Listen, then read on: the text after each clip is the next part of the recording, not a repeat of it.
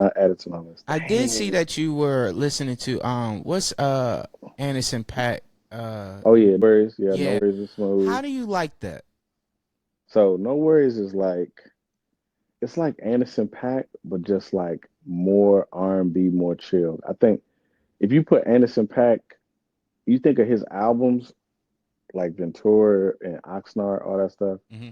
It's like they have that West Coast sound, but this one it's like it has like a more it's just chill, yo. That's the only way I can describe it. Like it's just super laid back and yeah, I really love it, yo. I can't even describe it. I wish I could describe it more, but I love it though. That's a good album. So is it kind of like a alter ego for him, or because I'm still like I've always seen the mention of the group, but I never really knew Yeah, anything about it.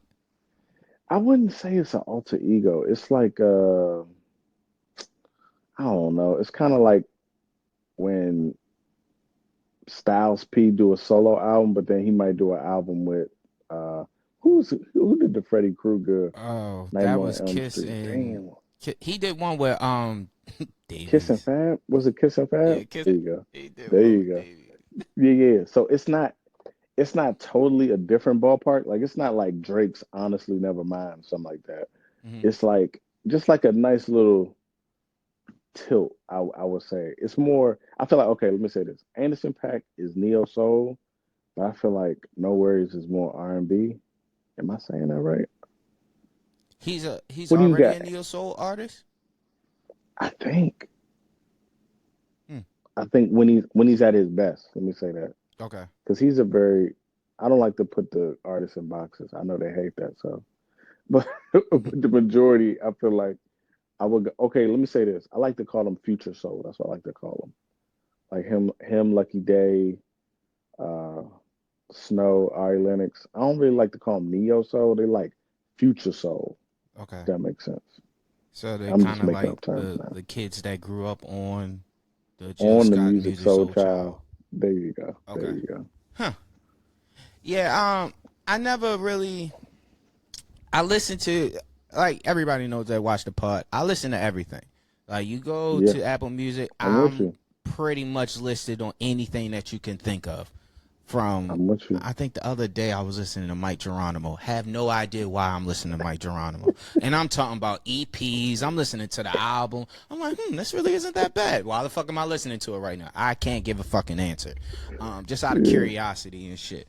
So, Anderson Paak music, like I listen to it, but I think the last album is the only album that I revisit, and I know I get hate for that, but I Mm. don't really I don't really go back to his music often. I think like my first exposure to him was the WrestleMania song with West Side Gun. I Oh think, my God, that's the exposure. yeah, I think so. Jesus. Um, yeah, I really Mm-mm. want to say I can't think of nothing else that heard him on, but yeah, I really think so. Oh man, Anderson Paak. Hold on, I'm looking up his Apple Music right now. Uh, so he got like two really. So Malibu is the strongest. Okay.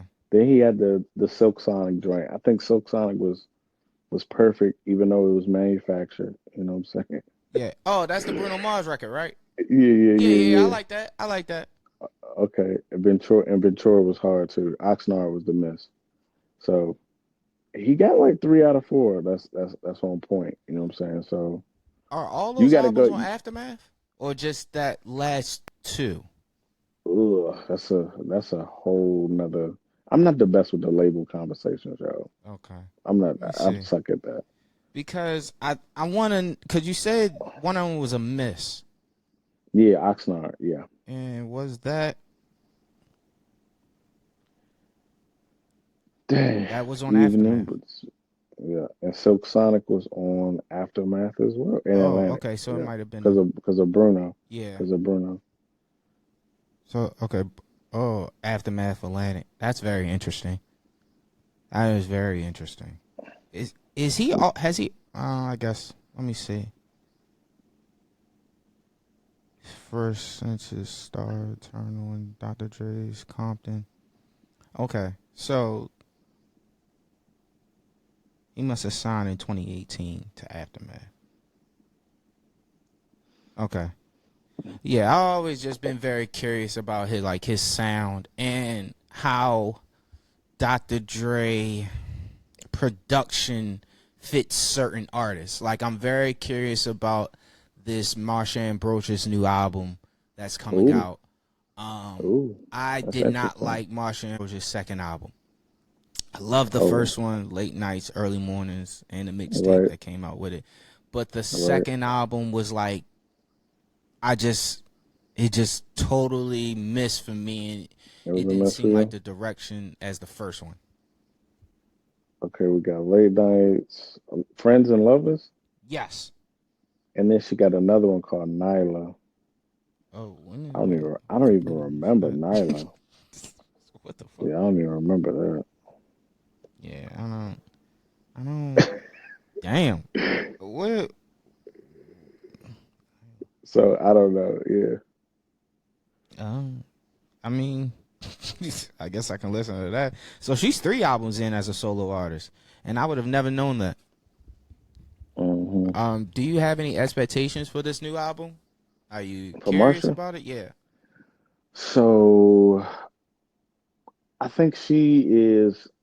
People like her is like partly like a legacy act for me. Hmm. So like your career and what I think about you is pretty much already set in stone in my mind. Mm-hmm. You know what I'm saying? Mm-hmm. So whether it's good or bad, it's really not probably going to change how I look at you. You know what I mean? So yeah, but I'm gonna check it out. If I'm rocking, I'm rocking. If not, she's still Marsha Ambrosius. We still got Flow and Tree.